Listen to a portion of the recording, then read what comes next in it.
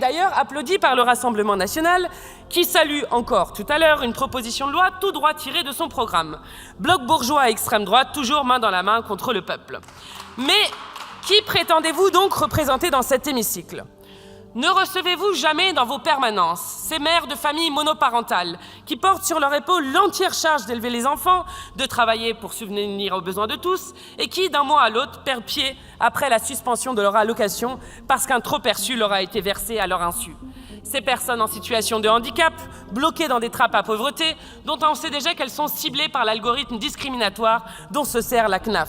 Ces travailleurs âgés qui ne peuvent pas se permettre de partir à la retraite parce qu'elle est trop miséreuse pour survivre, une date d'échéance ratée, un document égaré, un mot de passe oublié, c'est la suspension du RSA, quelques mois suffisent et c'est le plongeon.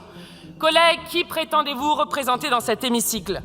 Vous prétendez ne pas vouloir différencier de la fraude qui en est l'auteur, mais vous livrez les plus vulnérables au risque d'arbitraire.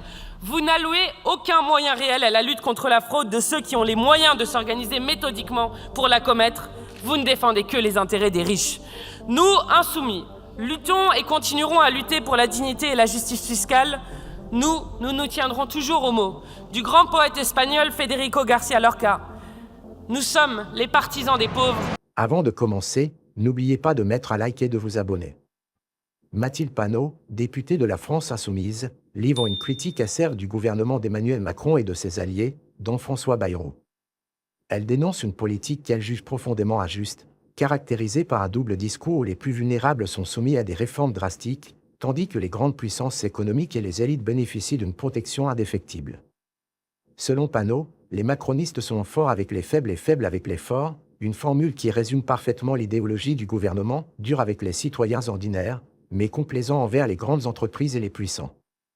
Mathilde Panot souligne que les réformes menées par Macron, comme la réforme des retraites ou celle concernant les services publics, touchent durement les plus fragiles tout en préservant les intérêts des grandes fortunes et des multinationales. Elle critique également le rôle de François Bayrou, ministre et influtalier du gouvernement, qu'elle considère comme un complice de cette politique qui favorise une minorité au détriment de la majorité des Français.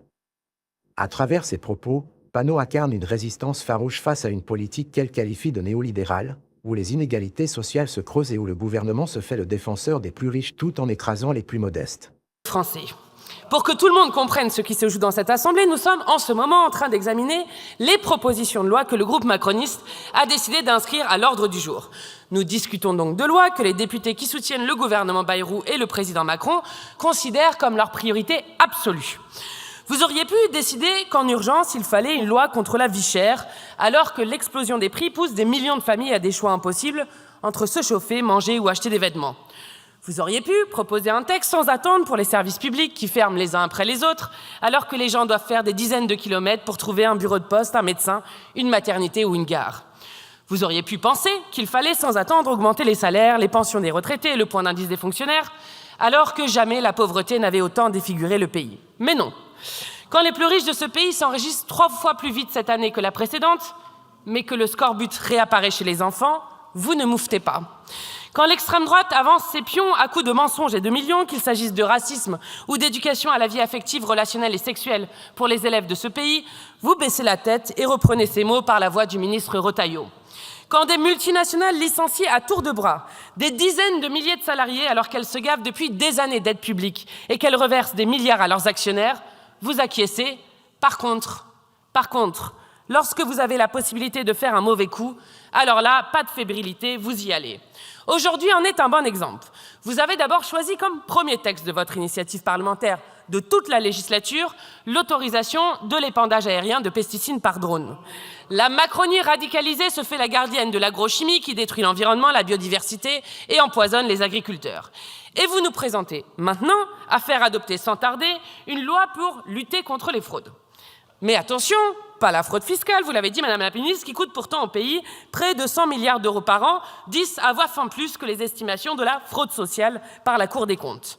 Silence aussi sur l'immense gaspillage d'argent public avec 200 milliards d'aides d'euros pour les très grandes entreprises sans aucune contrepartie sociale ou environnementale. Pas un mot sur les patrons voyous comme Michelin qui a touché 65 milliards de CICE depuis 2013, 42 millions de crédits d'impôt recherche par an et qui a versé 1,4 milliard de dividendes à ses actionnaires en 2024. mais annonce la suppression de 1250 emplois. Comme Auchan, qui a touché 500 millions de CICE, a versé 1 milliard d'euros de dividendes depuis 2021, mais supprime 2900 emplois. Mais ça ne vous intéresse pas. Non, ce qui vous intéresse, sous couvert d'autres fraudes, c'est la chasse aux pauvres. Et Madame la Ministre, puisque vous dites que les prestations sociales ne seraient pas concernées, eh bien, nous verrons si vous adoptez l'amendement que nous avons déposé, qui justement permet d'exclure ces prestations sociales. Car aujourd'hui, elles sont concernées dans ce texte.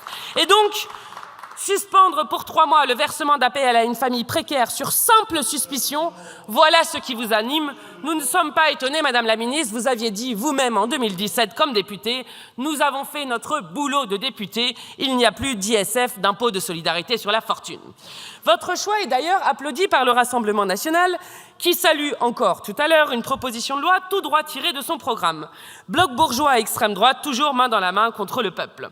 Mais qui prétendez-vous donc représenter dans cet hémicycle? Ne recevez-vous jamais dans vos permanences ces mères de familles monoparentales qui portent sur leur épaule l'entière charge d'élever les enfants, de travailler pour subvenir aux besoins de tous et qui, d'un mois à l'autre, perdent pied après la suspension de leur allocation parce qu'un trop-perçu leur a été versé à leur insu?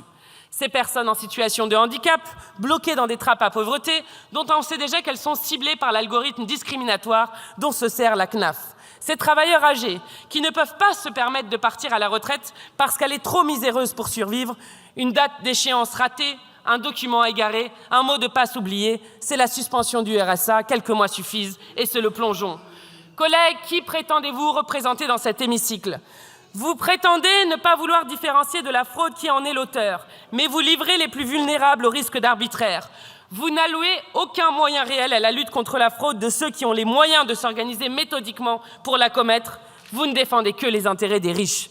Nous, insoumis, luttons et continuerons à lutter pour la dignité et la justice fiscale. Nous nous tiendrons toujours aux mots du grand poète espagnol Federico García Lorca. Nous sommes les partisans des pauvres. En conclusion, l'intervention de Mathilde Panot dans cette vidéo met en lumière une vision tranchée de la politique menée par Emmanuel Macron et François Bayrou. En dénonçant un gouvernement qui, selon elle, se montre fort avec les faibles et faible avec les forts, Panot expose une réalité où les plus vulnérables sont constamment attaqués par des réformes impopulaires, tandis que les grandes puissances économiques et les élites continuent de bénéficier de largesses et de protection. Sa critique s'adresse non seulement aux politiques néolibérales de Macron, mais aussi au rôle de complicité joué par Bayrou, qu'elle considère comme un facilitateur de cette dynamique inégale. Mathilde Panot fait ainsi appel à la solidarité et à la résistance face à ce système qu'elle juge injuste et inéquitable. Son message est clair, il est temps de remettre l'intérêt général et la justice sociale au cœur des politiques publiques, afin de construire une société où chaque citoyen, quel que soit son statut, puisse vivre dignement et avoir accès aux mêmes opportunités. Dans une époque marquée par les inégalités croissantes, Panot invite donc à se lever contre cette politique qui, à ses yeux, profite avant tout aux élites et qui néglige les besoins des plus démunis. Cette vidéo se termine ainsi sur un appel à l'action, à l'engagement pour une alternative politique, où les principes de solidarité, de redistribution des richesses et de justice sociale guideraient les décisions prises à l'échelle nationale. Pour Mathilde Panot, la bataille pour une société plus juste et plus égalitaire est plus que jamais d'actualité, et il est crucial de ne pas laisser les forces libérales dominer sans résistance.